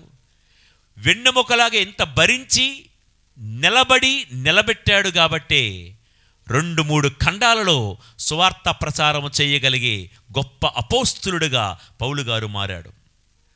ప్రియులకు దేవుని బిడ్డలారా, లూకాసు వార్త 21:36 వచనంలో ప్రభువు ఇలా అంటున్నారు: దేవుడి సమక్షమున నిలబడుటకు కావలసిన శక్తిని పొందుటకు ప్రార్థించుచు జాగరూకులై ఉండుడి. ఒక వెన్నెముకలాగా ఒత్తిడిని భరించాలంటే, బరువు బాధ్యతలు సక్రమంగా మొయ్యాలి అంటే జాగరూకులై ఎల్లప్పుడూ ప్రార్థన చేస్తూ ఉండండి అని ఈ మాటకు అర్థం. సో ఎజోన్ గెబెరు అనగా వెన్నెముక. వెన్నెముకకున్న లక్షణాలు: నంబర్ 1, శిరస్సును శరీర అవయవాలను కలిపే మధ్యవర్తి. ప్రార్థన అనే మధ్యవర్తిత్వం ఉండాలని విన్నాం. నంబర్ 2, ఇది బలమైనది దృఢమైనది అయినా సులువుగా వంగునది, ఫ్లెక్సిబిలిటీ. దేవుడి ముందు, దేవుడి వాక్యం ముందు, సంఘ శాసనాలు కట్టడల ముందు వంగేవారమై మనం ఉండాలి. అప్పుడే వెన్నెముకగా మారగలం. 3వది, వెన్నెముక శరీరములో ఉన్న మిగతా అవయవాలన్నిటితో కలిసి ఉంటున్నట్లే మనము కూడా తోటి సంఘస్థులతోనూ కుటుంబ సభ్యులందరితోనూ కలిసిమెలిసి ఉండాలి. కలిపి అందరినీ కూడా శిరస్సుతో కలిపి ఉంచాలి. 4వది, వెన్నెముక ఎంత భారానైనా ఎంత బరువునైనా మోస్తూ ఉంది. అంటే ఎంత బలమైనదో చూడండి. జీవితంలో ఎదురయ్యే, యాత్రలో ఎదురయ్యే ఏ కష్టాలనైనా, ఏ బాధలనైనా, ఏ ఇబ్బందులనైనా ధైర్యంగా ఎదుర్కోగలిగే దృఢమైన మనస్సు మనకు ఉండాలి. బలంగా ఎదుర్కోవాలి. వచ్చే ప్రతి చిన్న కష్టానికి, బాధకు ఇబ్బంది పడిపోకూడదు. ఉదాహరణకి ఆ రోజు బీపీ చూసుకున్నాం. బీపీ చూడంగానే ఒకేసారి ఇగో 200 ఉంది, కంగారు పడిపోవద్దు. ఆ బీపీని ఎలా తగ్గించుకోవాలో చూడు. బీపీ ఉందా, ఏ టాబ్లెట్ వేసుకోవాలి, ఎలాగా అంటే 200 మళ్ళీ 250 అవ్విద్ది. అరే చాలా టెన్షన్ పార్టీలాగా ఉన్నావే. బీపీని చూసే డాక్టర్ కూడా బెదిరిపోతాడు నీ టెన్షన్ చూసి. అట్లా కాకుండా ఏదైనా సమస్య ఉంది, లేకపోతే డయాబెటీస్ వచ్చింది, లేకపోతే షుగర్ లెవెల్స్ పెరిగాయి అన్నప్పుడు కంగారు పడక్కర్లే. నెమ్మదిగా, నిదానంగా ఆ బాధను ఓర్పుతో, సహనముతో భరించాలి. కొంతమంది వయసు 30-50 ఉంటుంది. 50 సంవత్సరాల వయసులో చిన్న ఇంజక్షన్ వేసుకోవాలనుకుంటే ఇలాగంటూ ఉంటారు. ఇలాగంటే డాక్టర్ ఇంజక్షన్ ఎక్కడ వేయాలి? ప్రియులారా, ఇంజక్షన్ వేసుకోవాల్సి వచ్చినప్పుడు ప్రభువు శిలువ మీద మేకులు కొట్టిన ఆ బాధను తలంచుకుంటే ఇదెంత వెన్నుముకలాగా ఉండాలి. నేను వెన్నుముకలాగా ఉంటాను, నేను నిలబడతాను, అందరినీ నిలబెడతాను అని అనుకుంటే వెన్నుముకలాగా బాధలు వస్తాయి, కష్టాలు వస్తాయి, అవమానాలు వస్తాయి, కృంగిపోయే సందర్భాలు వస్తాయి, ఒంటరిగా మిగిలిపోవాల్సిన సందర్భాలు వస్తాయి, ఎన్నో నిందలు, ఎన్నో విమర్శలు భరించాల్సి వస్తుంది. వెన్నెముకలాగా మొయ్యాలి, బలంగా ఉండాలి. లోకంలో అందరూ మనల్ని మెచ్చుకునే వాళ్ళు ఉండరు. 90 మంది మనల్ని తిట్టుకునే వాళ్ళు, మనల్ని మోసం చేసేవాళ్ళు ఉంటే 5-10 మంది ఉంటారు మనల్ని అర్థం చేసుకునే వాళ్ళు. అది శాతం. ఈరోజు మనం ఎంత మడికట్టుకొని మంచిగా ప్రేమను పంచుదాం అనుకున్నా మనల్ని విమర్శించే వారి శాతమే ఎక్కువ. మన వరకు ఎందుకండి? యేసు ప్రభువు వారు జీవించిన కాలంలో ఆయన అర్థం చేసుకునే వాళ్ళు ఎంతమంది, ఆయన విమర్శించే వాళ్ళు ఎంతమంది ఉన్నారు చెప్పండి మీరే. ఆహా ఓహో అంటే సిలువ దగ్గర నిలబడిన మరియ తల్లి, ప్రేమించిన యోహాను తప్ప ఆయన అర్థం చేసుకున్నవారు మిగతా వాళ్ళందరూ కూడా సిలువ వేయండి సిలువ వేయండి అన్న బ్యాచే కదా. యేసు ప్రభు జీవితంలో వారికే శాతం 98% ఉంటే, అంటే అర్థం చేసుకున్న వాళ్ళు ఇద్దరు 100కి, విమర్శించిన వాళ్ళు 98 మంది ఉంటే, అంత ఏ పాపము ఎరుగని లోక పాపాలను మోసుకుని పోవడానికి వచ్చిన ఆ దేవుని గుర్రెపిల్లకే ఇలాంటి పర్సెంటేజ్ ఉంటే, మీ మాట నా మాట ఏంటి? మనం అసలు ఎక్కడుంటాం? నేను ఎందాకలా కొంచెం జనరస్గా 100కి 90 మంది విమర్శించే వాళ్ళు, 10 మంది మనల్ని మెచ్చుకునే వాళ్ళు ఉంటామంటారు అన్నాను. 10 మంది కాదు, ఒక్కలున్నా చాలు. అదే జీవితంలో అదొక పెద్ద అదృష్టం అని అనుకోవాలి. ఒక్కలు చాలు. ప్రియ దేవుని బిడ్డలారా, కష్టం అండి. మనం అనుకుంటాం నేను ఎంత చేశాను కదా, వాళ్ళు నన్ను అర్థం చేసుకుంటారులే అని. నా మట్టుగా అయితే నేను చెప్తున్నాను కదా, ఆ ఒక్కలు కూడా ఉంటారనుకోవడం భ్రమే, ఉంటే అదృష్టం. కానీ నువ్వెవరు? వెన్నెముకవి. బలంగా ఉండాలి, దృఢంగా ఉండాలి. ఎంత బరువై మోపినా, ఎంత ఒత్తిడికి వచ్చినా భరించే గుణం మనకుంటే, ఈ ఎజోన్ గెబెరులో నువ్వు అలాంటి వెన్నెముకగా మారితే దేవుడు నిన్ను తీరాలకు చేరుస్తాడు. ఓకే, ఇక ఫైనల్గా ఒక్క మాట చెప్పి ప్రార్థన చేస్తాను. వెన్నెముకకు ఉన్నటువంటి 5వ లక్షణం ఎంత పని చేస్తుంది. ఏం చేస్తుంది? శిరస్సును, శరీరాన్ని మొత్తం కలుపుతుంది. ఎక్కడ కావాలంటే అక్కడ ఫ్లెక్సిబుల్గా వంగుతుంది. మిగతా అవయవాలన్నిటితో కూడా కనెక్షన్ పెట్టుకుని ఉంటుంది. భారాన్ని, బరువును మోస్తూ ఉంది. ఎంత చేస్తున్నా దాని స్థానం ఎక్కడుందండి? బాడీలో సెంటర్లో, ముందు అందరూ చూస్తున్నట్లు ఉందా? చివరికి ముక్కుకున్న ప్రాధాన్యత కూడా దానికి లేదు. బ్యాక్ బోన్ ఎంత పని చేస్తున్నా అది ఎప్పుడు వెనకాతలే ఉంటుంది. వెన్నెముక, back bone, not a bad bone. Okay, ఎంత పని చేస్తున్నా, మొత్తం శిరస్సును, శరీరాన్ని మొత్తం కలుపుతున్నా ఎప్పుడు వెనకాతలే ఉంటుంది. కనబడాలని, అందరూ నన్ను గుర్తించాలని, నన్ను సన్మానించాలి, నన్ను పొగడాలి, నా పేరు మైకులో చెప్పాలి, నా పేరు శిలాఫలకాల మీద ఉండాలి అని ఎప్పుడు గుర్తింపును కోరుకోకుండా వెనకాతలే ఉంటుంది వెన్నెముక. ప్రియులకు దేవుని బిడ్డలారా, బిహైండ్ ద కర్టెన్ అంటారు కదా, వెనకాతలే ఉంటూ ఎన్నో పనులు చేస్తూ ఉంది. ప్రియ దేవుని బిడ్డలారా, జీవితంలో మనం ఎంత చేస్తున్నా వెన్నెముకలా ఉంటూ మరుగులోనే ఉండు, మరుగున ఉండు, చాటున ఉండు. ఎంత మరుగులో ఉంటావో అంత వెలుగులోకి దేవుడు నిన్ను తీసుకుని వస్తాడు. విన్నారా ఈ మాట? ఎంత మరుగులో, ఎంత చాటున ఉంటావో, అన్ని పనులు చేస్తున్నా కనబడాలనుకోకు. వెన్నెముకలాగా నువ్వెంత చాటున ఉంటావో అంతగా వెలుగులోకి దేవుడు మనల్ని తీసుకుని వస్తాడు. కాబట్టి మనం ఏదో గొప్ప పాటగాళ్ళమని, గొప్ప సేవకులమని, గొప్ప ప్రసంగికులమని, గొప్ప వాయిద్యకారులమని, గొప్ప కంప్యూటర్ తెలిసిన వాళ్ళమని ఇలాంటి గుర్తింపులు ఏమీ కోరుకోవద్దు. వెన్నెముకలాగా ఉండు, అన్నీ చెయ్యు, కానీ నువ్వు మాత్రం ఎప్పుడు వెనకాతల, చాటున, మరుగున ఉండు. నీకు రావాల్సిన గుర్తింపు దేవుడే ఇస్తాడు. మనుషులు గుర్తించాలని అనుకోకు. మనుషులు గుర్తించాలని కోరుకుంటే దేవుడు గుర్తించడు. కానీ దేవుడు ఒక్కడు గుర్తిస్తే చాలు అనుకో. మనుషులు ఎవ్వడు నిన్ను గుర్తించకపోయినా పర్వాలేదు. కానీ సమాజంలో చూస్తూ ఉంటున్నాం, కొంతమంది చేసేది కొంతే, కానీ ప్రచారం మాత్రం గోరంతా. తెలంగాణ ఏరియాలో ఒక చిన్న సామెత చెప్తారు, చారణ ముర్గీకి బారణ మసాలా. అంటే చారణ కోడికి, అంటే ఒక 5 రూపాయల కోడికి 100 రూపాయల మసాలా పెట్టాడంటే ఎవడో ఒకడు. అట్లా ఉండద్దు, అట్లా ఉండద్దు. చేసేది రవ్వంతా, ప్రచారం కొండంతా, అలా ఉండద్దు. ఇప్పుడు కోడి చూడండి, పెట్టక పెట్టక ఒక గుడ్డు పెడుతుంది. అబ్బో, అది చేసే గోల మాత్రం చూడండి, కొక్కొక్క అనుకుంటూ పెట్టేది ఒక గుడ్డు, కానీ ఊరందరికీ తెలుస్తుంది అది గుడ్డు పెడుతుందని. కానీ తాబేలు, టోటాయిస్, అది 10 గుడ్లు పెడుతుంది, కానీ గుడ్డు పెట్టినట్లుగా పక్కనున్న పురుగుకి తెలియదు, అంత సైలెంట్గా పెడుతుంది. కోడివా తాబేలువా? అని నేను అడిగితే, ప్రియులకు దేవుని బిడ్డలారా, వెన్నెముక, దాని పేరే బ్యాక్ బోన్. ఎంత పని చేస్తున్నా ఎప్పుడు చాటునే ఉంటుంది, ఎప్పుడు మరుగునే ఉంటుంది. దేవాలయానికి నువ్వేం చేస్తున్నావా? ప్రభు చెప్పాడు, కుడి చేత్తో చేసింది ఎడం చేతికి తెలియద్దని. ప్రియులారా, కొన్ని సందర్భాల్లో మా దగ్గరికి వచ్చి, ఫాదర్ గారండి ఇదిగో ఇది మా పేరు చెప్పద్దంటని చాలామంది అంటారు. కానీ కొన్నిసార్లు మేమే అంటాం, అమ్మా ఈ పేరు చెప్తే కొంతమంది మరింత ప్రేరణ పొందుతారు, అందుకోసం చెప్తున్నాం, ప్రచారాల కోసం కాదని కొన్నిసార్లు మేమే కల్పించుకొని చెప్తా ఉంటాం పేర్లు.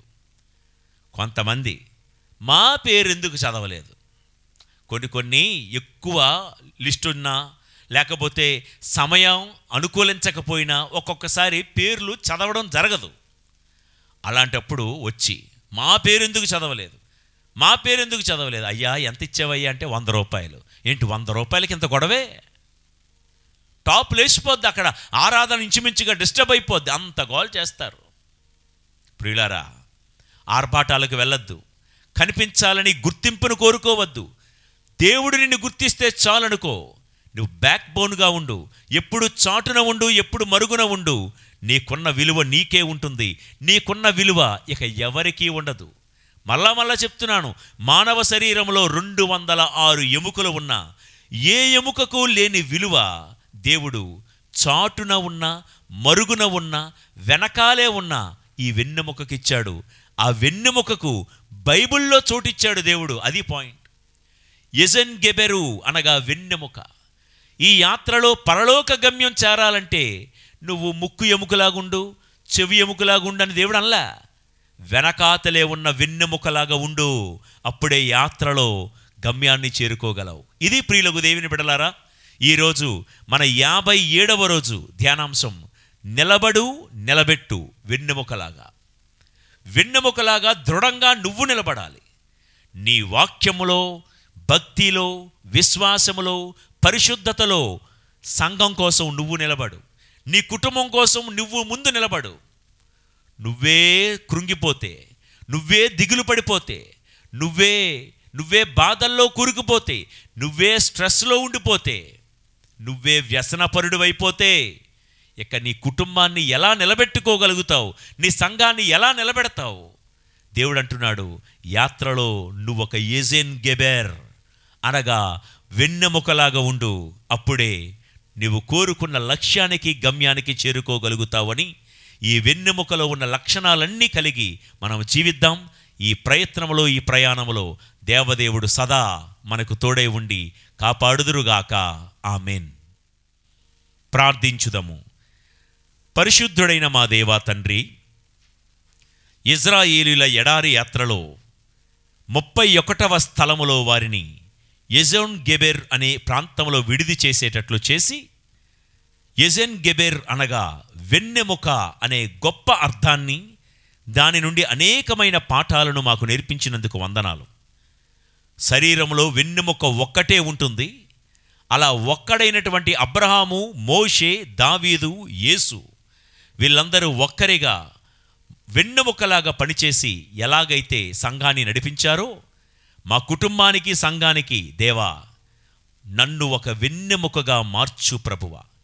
వెన్నెముక శిరస్సును, శరీరాన్ని ఎలాగైతే మధ్యవర్తిగా ఉండి కలుపుతుందో, నేను నీకు, సంఘస్థులకు, మీకు, కుటుంబానికి మధ్య ప్రార్థన చేసే ఒక మధ్యవర్తిగా నన్ను ఆశీర్వదించు. వెన్నెముక ఎలాగైతే వంగాల్సిన చోట వంగుతుందో సులువుగా, మా జీవితంలో నీ శాసనాల ముందు, నీ వాక్యం ముందు, సంఘము యొక్క కట్టడల ముందు మేము వంగే మనస్తత్వాన్ని మాకు ప్రసాదించండి. వెన్నెముక శరీరములో ఉన్న మిగతా శరీర అవయవాలతో ఎలాగైతే కలిసి ఉంటుందో, తోటి సంఘస్థులందరితో కూడా కలిసిమెలిసి ఐక్యముగా జీవించే అనుగ్రహము దయచేయండి. వెన్నెముక భరించేది, సహించేది. అలాంటి సహనాన్ని, జీవితంలో ఎదురయ్యే ప్రతి సమస్యలను ఓర్చుకొని భరించే శక్తిని మాకు దయచేయమని, ఎంత చేసినా కనబడాలి అని అనుకోకుండా చాటున, మరుగున ఉండే కృపను దయచేయండి. మానవుల యొక్క ప్రశంసలు కాకుండా గుర్తించే దేవుడువైన నీ మన్నన పొందుకునే ఒక వెన్నెముకగా నన్ను, నా కుటుంబాన్ని, నా బిడ్డలను మలచుమని మా నాథుడైన యేసు పవిత్ర నామములో ఈ ప్రార్థన చేయుచున్నాము తండ్రి. ఆమెన్. ప్రభువు మీతో ఉందురుగాక. మీ ఆత్మతోనూ ఉండునుగాక. సర్వశక్తిగల సర్వేశ్వరుడు పితా పుత్ర పవిత్రాత్మదేవుని దీవెనలు సర్వదా మీకు తోడై ఉండి మీ యాత్రలో నిత్యము మిమ్ము నడిపించి సర్వదా కాపాడుదురుగాక.